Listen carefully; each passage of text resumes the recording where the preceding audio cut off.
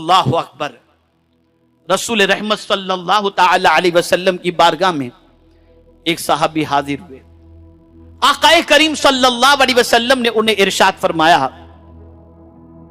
کہ مسلمان پر صدقہ ضروری ہے. یہ بخاری شریف کی حدیث ہے. میں اس کا مفہوم آپ کے سامنے پیش کر رہا ہوں, غور سے سنیے گا. آج آپ کو اپنی سوچ درست کر کے جانا ہے. آج ایک سوچ لے کر جانا ہے, خود غرض نہیں بنیں گے, ہم دوسروں کا بھلا چاہنے والا بنیں گے انشاءاللہ. اگر یہ جذبہ لے کر کے یہاں سے اٹھے تو میں یقین کے ساتھ کہتا ہوں آپ زمین کے اوپر بوجھ نہیں بنیں گے, زمین کی ضرورت بن جائیں گے. غور سے سنو. آقا کریم صلی اللہ علیہ وسلم نے ارشاد فرمایا کہ ہر مسلمان پر صدقہ ضروری ہے. صحابہ نے عرض کیا یا رسول اللہ صلی اللہ تعالی علیہ وسلم, اگر کوئی اس کی استطاعت نہ رکھتا ہو تو, یعنی اتنا مال نہیں اس کے پاس کہ وہ صدقہ کر سکے, تو اب کیا کرے؟ تو آقا کریم صلی اللہ علیہ وسلم نے ارشاد فرمایا محنت کر کے کمائے, خود پر بھی خرچ کرے اور اس میں سے صدقہ بھی کرے. یعنی پتا چلا مفت خور بن کر کے مت رہنا, محنت کر کے کماؤ, خود کو بھی فائدہ پہنچاؤ اور دوسروں کو بھی فائدہ پہنچاؤ. اب صحابہ نے عرض کیا یا رسول اللہ صلی اللہ تعالی علیہ وسلم, اگر کوئی اس کی بھی طاقت نہیں رکھتا تو, یعنی اب اتنا کمزور ہو گیا کہ کمانے کی طاقت نہیں, یا اس کے پاس کوئی سورس آف انکم نہیں, نہ اتنا کیپٹل ہے کہ کاروبار کر سکے, بڑی مشکل سے خود کا ہی گزارا نہیں ہوتا, اور اس کے لیے بھی کوئی معقول انتظام نہیں, تو کیا کرے؟ تو عرض کرنے لگے حضور اگر کوئی یہ بھی نہ کر سکے تو سرکار صلی اللہ علیہ وسلم نے فرمایا کسی ضرورت مند کی مدد کر دے. اب مدد سے کیا مراد؟ آپ کا ذہن شاید اس طرف جائے گا جب اس کے پاس ہے ہی نہیں, صدقہ نہیں کر سکتا تو مدد سے مراد یہ ہے کہ کسی کا سامان اٹھا کر اس کے گھر تک پہنچا دینا, کوئی سواری پر بیٹھنا چاہتا ہو تو ہاتھ پکڑ کے سواری پر بٹھا دینا, کوئی سواری پر بیٹھ رہا ہو تو اس کا سامان اس کے ہاتھ میں دے دینا, اس طرح سے مدد. تو صحابہ نے عرض کیا کوئی یہ بھی نہ کر سکے تو سرکار صلی اللہ علیہ وسلم نے فرمایا پھر اچھی باتوں کا حکم دے کہ یہ بھی صدقہ ہے. تو صحابہ نے عرض کیا اگر کوئی یہ بھی نہ کر سکے تو, اب سنیے, حضور صلی اللہ علیہ وسلم نے فرمایا اپنے آپ کو برائی سے بچا کے رکھے, یہ بھی صدقہ ہے. یعنی تم اپنے آپ کو برائی سے بچا کر رکھو, برائی سے بچ کر کے رہنا, یہ بھی حضور کے نزدیک صدقہ ہے. اور صدقہ ہے کیا؟ یہ اللہ کے غضب کو ٹھنڈا کر دیتا ہے.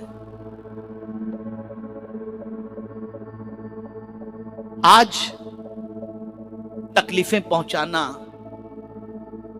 کین و حسد کو دل کے اندر لے کر کے گھومنا, پلاننگ کرنا, دلوں میں کھوٹ رکھنا, لوگوں کا مال لے کر کھا جانا, اور اپنی زندگی کو نفع بخش بنانے کی بجائے اپنی زندگی کو اس طریقے سے گزارنا کہ دوسروں کے لیے بوجھ بن جائے, یہ آج کے معاشرے کے بہت سارے مسلمانوں کی زندگی بن چکی ہے.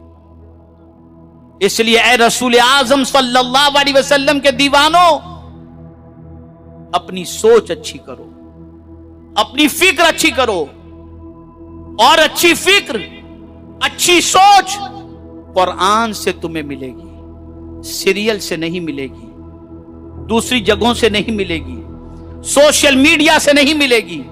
اچھی سوچ قرآن سے ملے گی, اچھی سوچ مدینے کے تاجدار صلی اللہ علیہ وسلم سے ملے گی. بس اسی پر میں آپ کو ایک واقعہ عرض کر کے میں اپنی گفتگو کو ختم کروں گا, اس لیے کہ ہمیں عشاء کی نماز بھی وقت پر یہاں کے اعتبار سے ادا کرنی ہے. سرکار نے کیسا انقلاب پیدا کیا تھا, آپ ذرا سوچو. जरा गौर करो, खुदा की कसम दुनिया में इस तरीके से बेगर्दी की मिसाल किसी फॉलोअर की पेश नहीं की जा सकती जैसी मदीने के ताजदार के सहाबा ने पेश फरमाई है। आप जरा सोचो, एक जंग के मौके पर कुछ लोग जख्मों से चूर होकर मैदान के अंदर मौजूद हैं, कई जख्मी मौजूद हैं। एक जख्मी की जबान से निकलता है आला आतश, प्यास, पानी। सहाबी दौड़ते हैं, पानी लेकर उनके पास पहुंचते हैं। वो जख्मों से निढाल है, जख्मों से वो निढाल है साहबी। उनके पास पानी लेकर जैसे ही पहुंचे तो करीब दूसरे जख्मी साहबी ने अल आतश पानी को देख करके जैसे ही कहा, ये जख्मी साहबी कहते मैं कैसे पानी पीऊं जबकि मेरा भाई खुद प्यासा है, पहले उसे पानी पिलाओ। वहां तक पहुंचे तो तीसरे ने आवाज लगाई अल आतश, तो दूसरे ने कहा उसे पहले पानी पिलाओ, मैं कैसे पानी पीऊं, मेरा भाई प्यासा है। यहां तक के 7 सहाबा के पास वो पानी लेकर के पहुंचते रहे। 7 के 7 की रूह परवास कर गई और 7 ने मरना तो पसंद किया, अपने भाई को प्यासा देखना पसंद नहीं किया। ऐसे आलम में भी उन्होंने जज्बे इसार का मुजाहिरा किया। आज हमारी पोजीशन क्या है? आज हमारी सिचुएशन क्या है? आज हमारे हालात क्या हैं? खुदा के लिए अपनी सोच बदलो, खुदा के लिए अपनी फिक्र बदलो, इसलिए कि पहले फिक्र ही तबाह होती है। कुव्वते फिक्र और अमल पहले फना होती है, फिर किसी कौम की शौकत को जवाल आता है। हमारे जवाल के कई असबाब में से एक सबब यह भी है कि हमारा फिक्री दिवालियापन ऐसा हो चुका है कि अब हम कुरान से कुछ फिक्र लेते ही नहीं, हदीस से कुछ फिक्र लेते ही नहीं। सारी फिक्र को हम अगर कहीं से अखज करते हैं तो वो शैतान से, लिबास शैतान से,